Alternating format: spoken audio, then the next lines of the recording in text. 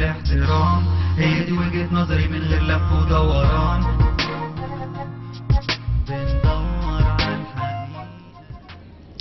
مساء الخير مشاهدينا في كل مكان بشكل عام، مساء الخير مشاهدينا من الشباب بشكل خاص. اهلا بكم معانا وحلقه جديده وكلام شباب على المصريه. اسمحوا لي في البدايه اقدم نفسي، هكون معاكم للمره الاولى في هذا البرنامج مشاهدينا، محدثكم وليد مهران، وكلامنا كالعاده عن كل الموضوعات اللي بتهم الشباب. معانا النهارده مشاهدينا النهارده فقرتين، الاولى عن كيفيه الاداره الماليه للميزانيه المنخفضه. يمكن احنا على اعتاب اجازه نص السنه، الاجازه اللي معظمنا او معظم طلبتنا اخذوها بالفعل، ومنهم اللي بيستنى، والفتره دي ممكن تعدي شهر كامل اجازه طويله جدا. واول فكره ممكن نفكر فيها هي ازاي ممكن نسافر ونخرج بره الاجواء التقليديه من مذاكره ومن دروس ومن روح ومجي للمدرسه. عايزين نسافر ونغير جو.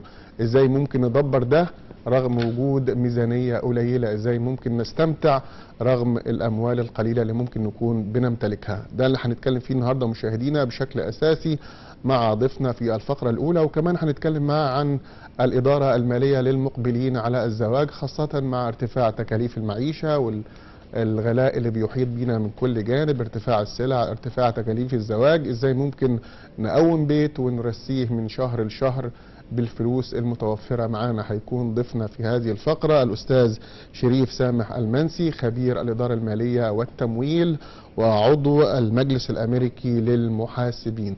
مساء الخير واهلا بحضرتك معانا. ازيك يا استاذ وليد، ومتشرف ان انا مع حضرتك في الفضائيه المصريه. اهلا بحضرتك. منورنا، اهلا بحضرتك. الموضوع الثاني معانا مشاهدينا هيكون عن موهبتين غنائيتين. معانا اثنين من المطربين الشبان، وائل ميدا ومصطفى التاجي. هنعرف منهم بداياتهم في الغنى واهم الاعمال اللي قدموها، واهم كمان احلامهم وخططهم المستقبليه في عالم الموسيقى والغناء. قبل ما نتكلم مشاهدينا عن موضوعاتنا النهارده، عايزين طبعا يعني نشيد باللفتة الإنسانية الجميلة اللي قدمها الرئيس عبد الفتاح السيسي لما أمر بعلاج الحاجة صفية اللي كانت بتفترش الرصيف أمام محطة سعد زغلول بمنطقة المنيرة. وزارة الداخلية قامت بإبلاغها بأن الرئيس شخصيا أمر بعلاجها، وتم إحضار سيارة إسعاف لنقلها إلى أحد المستشفيات عشان يتم علاجها والتكفل بحالتها طبيا. تعالوا نشوف مشاهدينا تقرير عن اللفتة الإنسانية الرائعة من السيد رئيس الجمهورية، ثم نعود مع حضراتكم في كلام شباب.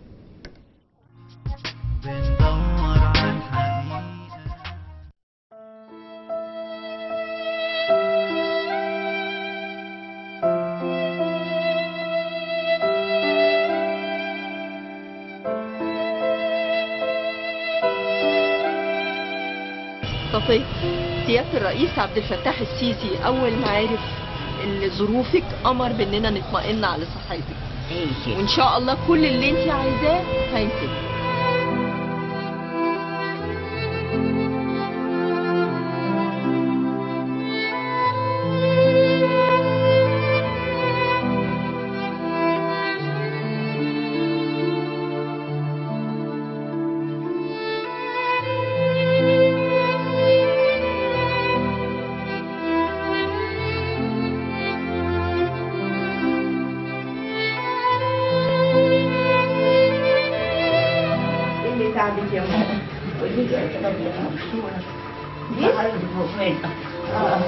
وبعدين رحت قلت له بس على رجلي ماشي واحده عشان الجو برد. قالت لي عارفه اللي جنبك ده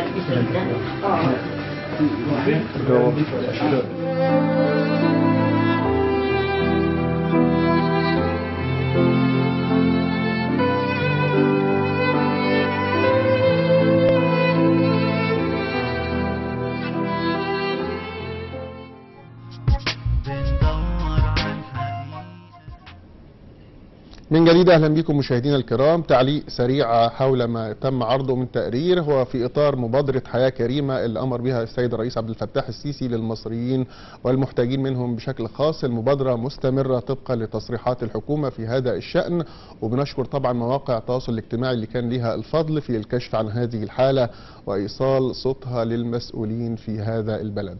نبدأ مع حضراتكم مشاهدينا موضوعاتنا الفعلية في حلقة هذا الأسبوع من كلام شباب عن الثقافة المالية لدى الشباب. كتير مننا بياخد المصروف، كتير مننا ما بيكونش عنده مورد رزق ثابت، مرتب مثلا أو ماهية شهرية بيصرف بيها على نفسه، لكن بيتلقى الدعم من القائمين عليه سواء أبوه أو أمه. ربنا يبارك في من أعطى ويبارك في من عرف يصرف الفلوس أو النقود في الصرف الأمثل.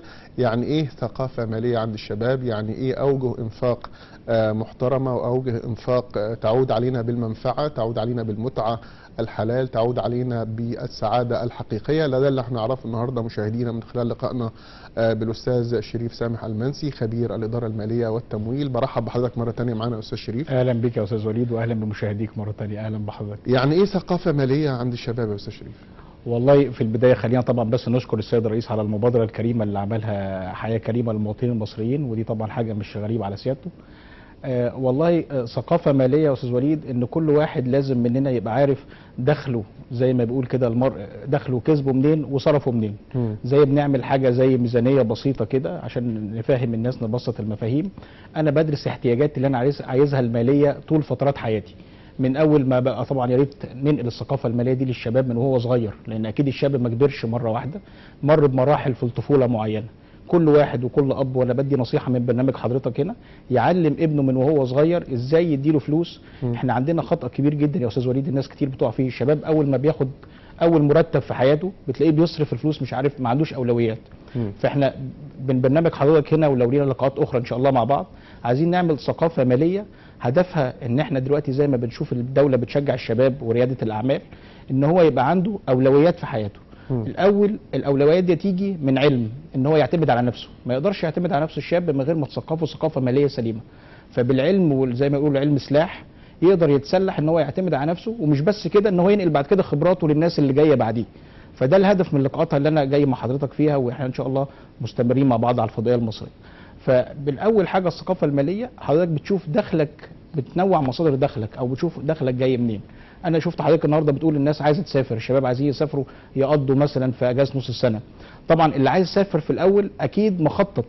من هنا بناخد اول مصطلح مثلا مع بعض، الخطه الماليه. هل انا بخطط لحياتي، ولا احنا زي ما نقول كده عايشين يوم بيوم وخلاص؟ فده اللي محتاجينه من الشباب، ان هو يبدا يخطط من الاول لاحتياجاته، سواء بيتجوز، سواء بيعمل عايز يطلع يصيف، سواء عايز يعمل مشروع مع زمايله في ثقافه رياده الاعمال. المشروعات الشباب اللي احنا شايفينها اليومين دول مهم جدا نحط خطه ماليه. الحقيقه ان الخطه الماليه دي يعني فيها عناصر كتير جدا، لازم الشاب يعرف ايه العناصر اللي هو عايزها من كل هدف هو عايز يعمله. فكل خطه ماليه ليها هدف. فلو خدنا مثال زي ما حضرتك تفضلت، الشباب اللي رايح يسافر في الاجازه، فاذا هو هيحط خطه ماليه بهدف ايه؟ بهدف ان هو يقضي اجازه سعيده ويرجع منها فريش زي ما بيقولوا كده، ومقبل على عام دراسي جميل جديد، ويحقق اهداف تانية من وراها. فبالتالي لازم يكتب الشاب او الفتاه اللي رايحين الرحله في نص السنه، يكتب هو ايه العناصر اللي عايز يعملها في الرحله. عايز يطلع مثلا يطلع في مسكن او فندق اقامه، عايز يصرف على الاكل، عايز لاغراض سياحيه. مثلا في شباب كتير انا بقابلهم بيروحوا متاحف ومسارح، ودي حاجه جميله جدا في مصر كمان. فممكن يحط العناصر اللي هو عايزها ويبدا يعمل لكل عنصر بديل. والله انا في الفندق ممكن اروح فندق غالي وفندق متوسط وفندق رخيص. طيب على حساب الفندق ممكن تيجي المأكل او مثلا السياحه، يبدا يحط العناصر دي في اطار بدائل. اول ما يبدا يعمل خطه ويوصل للبديل اللي هو بيختاره في حدود امكانياته. عايزين ناكد على المعلومه دي، ما ينفعش انا بصرف النهارده او رايح اعمل اتجوز او اصرف على رحله وانا امكانياتي محدوده. لذلك الخطه بتخليك تركز احتياجاتك في حدود امكانياتك. فامكانيات حضرتك دي جايه منين؟ جايه من مدخراتك، او جايه من الاسره، من المساعده زي ما حضرتك تفضلت كده. الاب والام بيساعدوا طبعا لسن معين. انا لسه مقابل اصدقاء الصبح بقول لهم الاهل يساعدوا لسن معين. فاحتياجاتك هتقابلها من مدخراتك ومن ايراداتك المتوقعه. طب تعال نشوف استاذ شريف الناس بتفكر تعمل ايه في اجازه نص السنه خصوصا الشباب، ونرجع نكمل حديثنا عن الثقافه الماليه عند الشباب. يلا بينا يا فندم.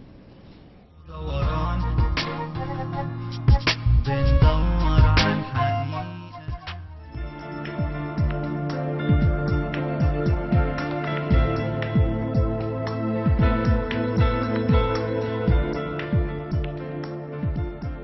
مع اقتراب أجازة نصف العام الدراسي، يبدأ الشباب في التفكير بالرحلات للتخلص من ضغوط الامتحانات والمذاكرة، ولكي يبدأوا العام الدراسي الثاني بنشاط وذهن صافي.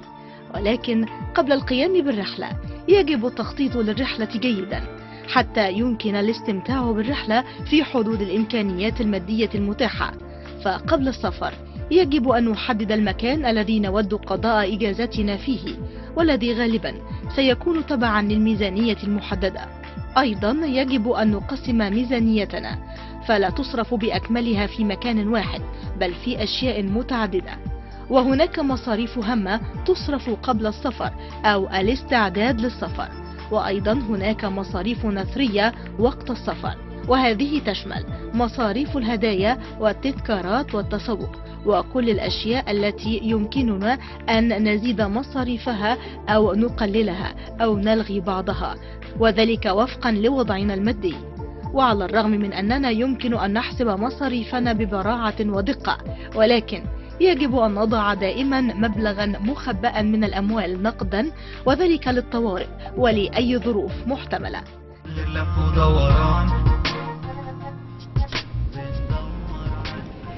وعشان كلامنا مشاهدينا يبقى كلام واقعي بعيدا عن التنظير وبعيدا عن الشعارات اللي ممكن نسمعها طول الوقت، عايزين نوصل لخطوات عملية. ازاي ممكن نغرس هذه الثقافة عند كل شاب وعند كل طفل على اعتاب مرحلة الشباب؟ هل الدور بيبدأ كالعادة من البيت، من الأسرة، من الدائرة الضيقة اللي بيكون فيها الإنسان في سنواته الأولى، وكمان ممكن يتخطى الدور ده للمدرسة، للمؤسسة التعليمية اللي بيتلقى فيها دروسه، ممكن تعلمه كمان تجارب وخبرات مختلفة في الحياة رغم صغر سنه؟ ده سؤالي التالي للأستاذ شريف. مرة تانية برحب بحضرتك معانا. عايزين نعرف ازاي ممكن نغرس الكلام ده يا أستاذ شريف. عايزين نتكلم بقى بشكل واقعي، بشكل عملي. يعني كتير قوي من الأطفال اللي من دول بيبقى عندهم مثلا أمنية أو رغبة انهم يجيبوا لعبة او يجيبوا حاجة معينة في ظل الاسعار اللي حضرتك طبعا عارفها وكل الناس عارفاها، مبالغ فيها اسعارها يعني. فبيقولوا للطفل اول حاجة ممكن تحوش من مصروفك، ممكن يديلك فلوس وتشيلها كده لغاية ما توصل لمدى زمني معين وهنقول لك تعالى نشتري اللي انت نفسك فيه. دي وسيلة مطلوبة ووسيلة يعني تشوف انها وسيلة جيدة. كلام حضرتك طبعا سليم جدا، لان لازم الناس تعرف زي ما حضرتك تفضلت ان الطفل ده هو شاب المستقبل. فلازم نعده ماليا ان هو يبدأ يعمل زي ما قلنا كده الخطة فيها بدائل. يبدأ دايما يقارن معاه فلوس قد ايه واحتياجاته قد ايه، يقدر على قد فلوسه. عجبني التقرير جدا ان هو بيركز على يعني امكانياتك قد ايه، وزي ما قلنا الطفل من هو بيتعود وهو صغير يعتمد على نفسه. فاكر حضرتك زمان كان في حصاله كده بيعلمونا كل يوم تدخر جنيه، طبعا دلوقتي الجنيه ما يجيبش حاجه، يعني 5 جنيه 10 جنيه من مصروف الطفل. حتى الاطفال ساعات بتاخد هدايا مثلا من الجد من العم في المناسبات. يا ريت نعلم ولادنا. طبعا في بعض الاهل بياخدوا فلوس من اولادهم يعني، بس احنا عايزين ياخد فلوس ويدي ابنه فلوس برضه، يعلم ابنه ازاي يبقى عنده حصاله. انا شخصيا بعمل مع اولادي كده، ومن وهو صغير بيكون مبلغ من المال، اما بيشوف حاجه عجباه بيبدا يقارن. طبعا زمان كان اشتري يا بابا، اما بيكبر شويه بيقارن. هو معاه مثلا نقول 500 جنيه، طيب واللعبه اللي عايزها دي في واحده ب 800 وواحده ب 1000، طالما هو شايفها اكتر من امكانياته. في هنا برضو بنقول ايه، الاطفال بتبدا تتدخل، تشوف الاهل هتعمل ايه. تلاقي الاطفال كتير بتزن وبتعيط شويه واحنا بنشتري احتياجاتنا كلنا. هل ابوه بيقدر يساعده بمبلغ معين؟ فالولد بيقارن. انا دلوقتي بقى بابايا مثلا اداني 500 بقى معايا 1000، هل اضيعهم كلهم في لعبه واحده ولا استفيد؟ ومن هنا بنقول للاهل دايما ادي نصيحه لابنك. احنا مع الاسف يا استاذ وليد افتقدنا النصيحه حتى بين الاخ الكبير والاخ الصغير. دايما ادي نصيحه لابنك، قول له اعمل البدايل وشوف على قد امكانياتك، واعتمد على بابا وماما شويه لفتره معينه، طبعا كل طفل حسب سنه. من هنا تبدا الثقافه الماليه للطفل تتراكم بقى. موضوع المقارنه بالبدائل ده موضوع مهم جدا، زي ما حضرتك تفضلت. في اسعار عاليه، في تفاوت في الاسعار كبير قوي. بتلاقي نفس الشيء هنا ب10 وفي ناحيه اخرى ب8 وفي ناحيه اخرى ب6. فالطفل لما يتعود يدور ازاي، ودلوقتي الانترنت كمان ثقافه جميله للاطفال، يقدر يقارن على الانترنت، يشوف السعر. النهارده الاولاد الصغيره بتطلع السعر قبل ما تنزل تروح المول او المحل، فدي ثقافه جميله لازم نستغلها، بان الولد يبدا يبقى عنده من هنا ثقافه ماليه، يعرف احتياجاته ايه قصاد امكانياته قد ايه. ده المفهومين البساط اللي زي ما قلت لحضرتك، فيبقى عنده اولويات. هل هو مستعد ساعتها بقى هتلاقيه مش بيعيط لبابا، بيقول هل انا مستعد اضيع كل فلوسي في حاجه واحده، ولا ممكن عندي اشياء اخرى، محتاج اروح النادي، محتاج اشتري اشياء اخرى انا محتاجها في البيت. فالولد يبدا يتعود لغايه ما يوصل في سن الشباب تلاقيه لوحده بيفتح مشروع وبيديره وبيعمل بادجت لوحدها. انا بس حابب اعدل حاجه في التقرير، ان احنا بنعمل حاجه اسمها موازنه مش ميزانيه، موازنه قبل الصرف. بنقول كل عنصر هصرف منه قد ايه. هجيب لعبه ب 100 جنيه، هروح النادي اصرف 200، يبقى انا الموازنه عندي 300. الفعل ايه بقى اللي هو الميزانيه؟ اشوف لو انا صرفت فعلي 400 يبقى انا عندي فجوه، اللي احنا بنقول للشباب حتى المقبلين على الجواز هتقترض. والقرض ده زي ما بيقولوا اهم بالليل وذل بالنهار، قرض صعب جدا. هل بعد ما الشاب يرجع من الاجازه هيسدد القرض تاني يوم ويبقى قاعد بيعيط تاني يوم، ولا هيبقى سعيد وفرحان؟ ده معيار النجاح اللي زي ما حضرتك تفضلت. كل موازنه ليها هدف. الهدف ان الولد يرجع يقضي حياه بعد كده نص سنه تاني مليء بالطموحات والنجاحات. انما لو عليه قرض وديون هتلاقيه بيستلف وبيسدد. عايزين نقول نصايح مهمه جدا هنا، موضوع الكريدت كارد يا شباب. الكريدت كارد اللي هو البطاقه الائتمانيه اللي هي الناس كتير بتستخدمها، لازم تحاول تتجنبها، لان هو طبعا حضرتك عارف عليه فايده وعليه مبالغ تانية. اصرف على قد الفلوس اللي معاك. هو يعني كمان بيديك اغراء طول الوقت انك انت تسحب. بالظبط، تمام. فلوس تحت ايدك وبتسحب يا استاذ وليد، ومش بس كده، ما بتقدرش تعمل كنترول على الموازنه اللي قلنا عليها. عمال تسحب وبتسحب حاجه احنا بنسميها سحب على المكشوف، يعني وانت ما عندكش رصيد من البنك، وتفاجئ بفي فايده جايه عليك اخر الشهر واخر السنه. ومن هنا برضو بنقول للشباب، خاصه حضرتك ذكرت المقبلين على الجواز، اقرا كويس الشروط بتاعه الكريدت كارد. طالما في لازم تستخدمه. هل تسدد بعد 30 يوم بعد 40 يوم عشان ما تلاقيش الفايده بتتراكم عليك. وحاجه تانية يا ريت عدم المبالغه، حاجه مهمه جدا. وانت بتسافر او بتعمل اي حاجه خليك معتدل في النفقات، ما تبالغش. احيانا انا بقابل ناس كتير قوي حاطط موازنه 1000 جنيه، ينزل يلاقي الحاجه اللي هو عايزها ب 800، لا يروح يشتري الاعلى ب 900 او ب 1000. طب ما انت لقيتها ب 800 وانت اوريدي في الموازنه في الخطه بتاعتك زي ما بنقول كده، يعني ده بيفي باحتياجاتك. طب شيل وخلي ال 200 ادخار بقى. احنا بنتكلم برضو مع ثقافه الادخار، ودي برضو محتاجه حلقات اخرى ان شاء الله. جميل. طيب سؤالي الاخير لحضرتك فيما يخص جزئيه كيفيه قضاء الاجازه، اجازه نص السنه. شايف حضرتك طبعا الجو عامل ازاي، واكيد اللي هيفكر هيسافر في حته فيها شمس، فيها دفا، فيها طبعا بعد عن درجات الحراره المنخفضه، اللي فيها الشتاء السنه دي شتاء يعني محترم جدا. فبالتاكيد الانتقال من مكان لمكان اول بند هيقابلنا بند تكلفه السفر، وحضرتك طبعا على علم وعلى درايه انه يعني تكاليف تذاكر الطيران دلوقتي او حتى تذاكر القطارات اصبحت يعني بعيده عن المتناول الى حد كبير. تفتكر حضرتك انه الحل الامثل ان يبقى في ميزانيه مجمعه لشله من الاصدقاء مثلا، بما انه اللي هيسافر ده مش هيسافر لوحده او هيسافر بطوله، فيبقى في كده حاجه زي الجمعيه بالمعنى الدارج او الجمعيه بالمعنى البلدي، عشان نحطها يبقى عندنا صندوق نعرف نصرف منه.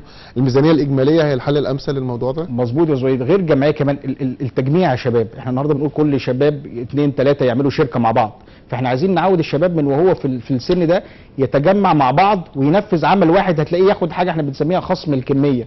فلو كلنا اشتركنا مع بعض وسافرنا مع بعض بوسيله معينه، لو تكن اتوبيس او سياره ايجار او وات ايفر، يعني هنأدي ان التكلفه على الفرد الواحد تقل.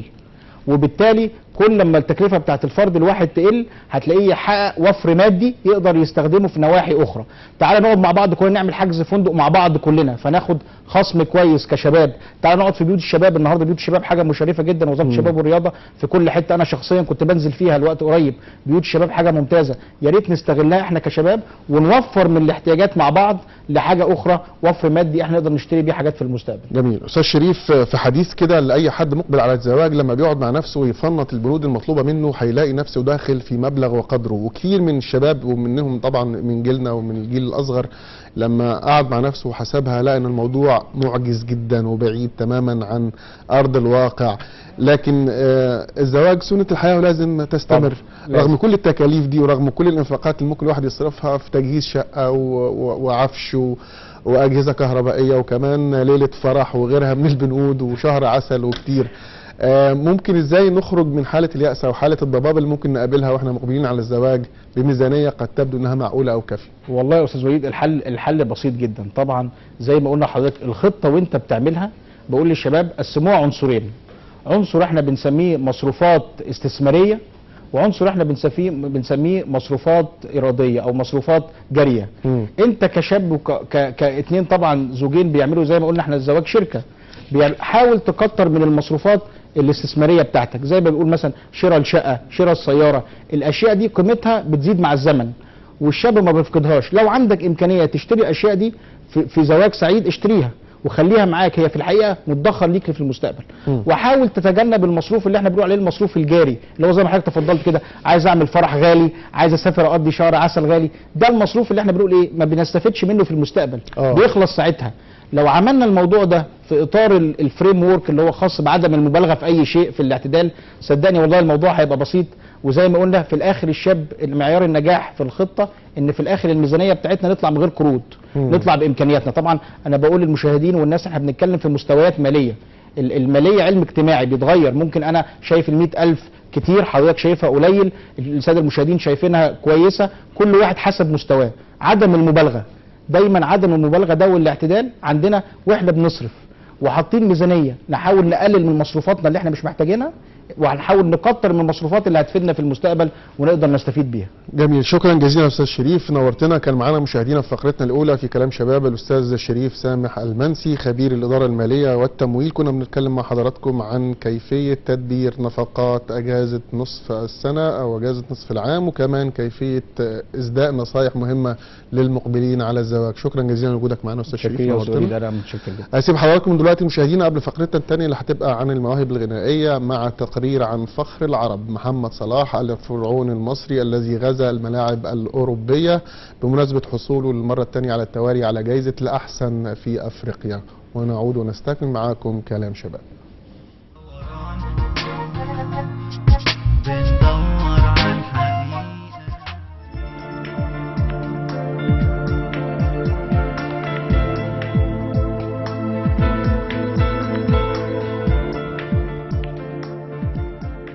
أن تجد لاعب كرة قدم يكون ناجحا ومتألقا داخل الملعب فقط فهذا أمر مطلوب رياضيا، ولكن أن تجد لاعب كرة قدم يكون ناجحا ومتألقا داخل الملعب ويكون قدوة للشباب خارجه فهذا هو الهدف الأكبر مجتمعيا.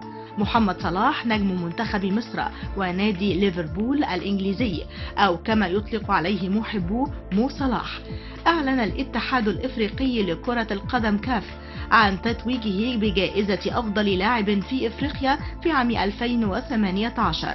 وتفوق محمد صلاح في سباق التتويج بجائزة أفضل لاعب في إفريقيا على السنغالي ساديو ماني نجم ليفربول الإنجليزي والجابوني أوبامينياغ لاعب أرسنال الإنجليزي. وتعد هذه المرة الثانية التي يتوج فيها محمد صلاح بجائزة أفضل لاعب في إفريقيا ليتفوق على أسطورة غانا عبيدي بيليه وجورج وايا رئيس ليبيريا والمغربي مصطفى حجي والجزائري رياض محرز والتوجلي إيمانويل أديبايور والمالي كانوتيه الذين توجوا باللقب مرة واحدة. كما يعد محمد صلاح أول لاعب مصري في التاريخ يحصد جائزة أفضل لاعب في إفريقيا مرتين متتاليتين منذ عام 1992.